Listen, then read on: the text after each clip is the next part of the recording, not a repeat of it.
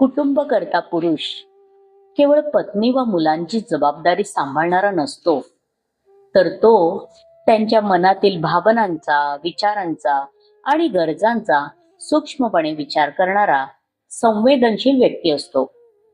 स्वतःच्या इच्छा, अपेक्षा व आकांक्षा बाजूला ठेवून घरामध्ये पत्नी मुलांकडून कधी कधी विपरीत किंवा अपेक्षाभंग करणारे वर्तन घडले तरी तो त्यांना समजून घेतो.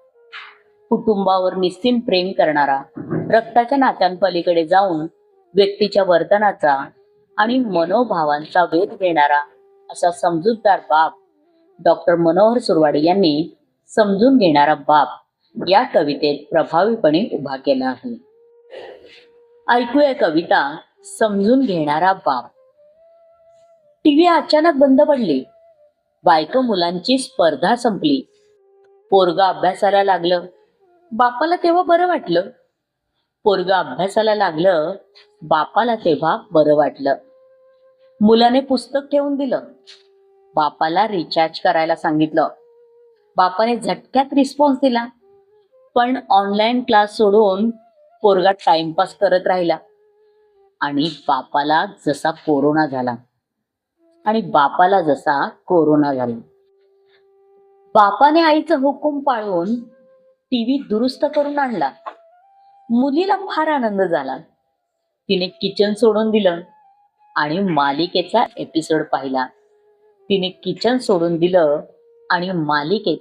एपिसोड पाहिला. मुलं केव्हा अभ्यासाला लागतील याची वाट पाहून बाप फार थकला. डुलक्या देऊ लागला. शेवटी झोपून गेला. कुसा बदलत बेचैन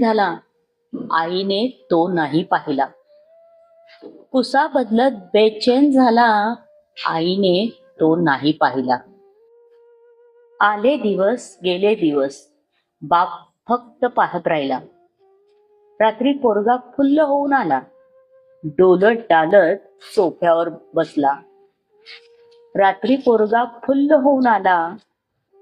डालत सोफ्यावर बसला. इतकी नसती घ्यायची रे, जा झोप आता. बाप काळीज हातात घेऊन बोलला. नाही पप्पा, माझा ब्रेकअप झाला. मुलगा म्हणाला. बापाने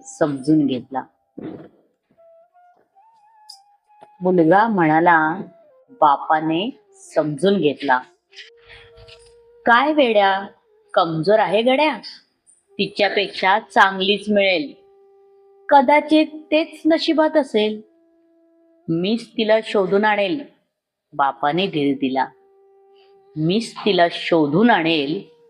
बापाने धीर दिला.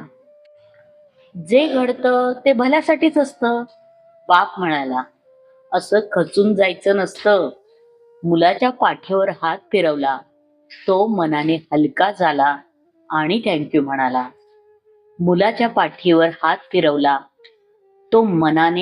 झाला आणि थँक्यू म्हणाला.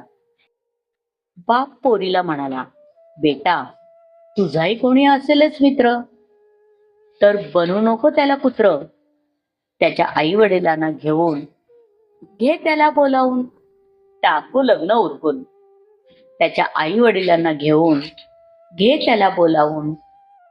टाकू लग्न उरकून. तिघांना बापांचं नवलच वाटलं. हळूच मग बापाने आईला विचारलं. तुझ्याही मनात असेल काही तर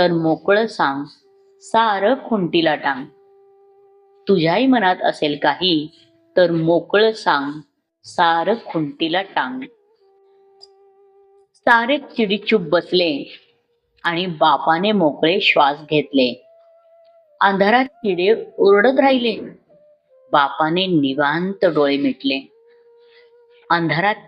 ओरडत राहिले.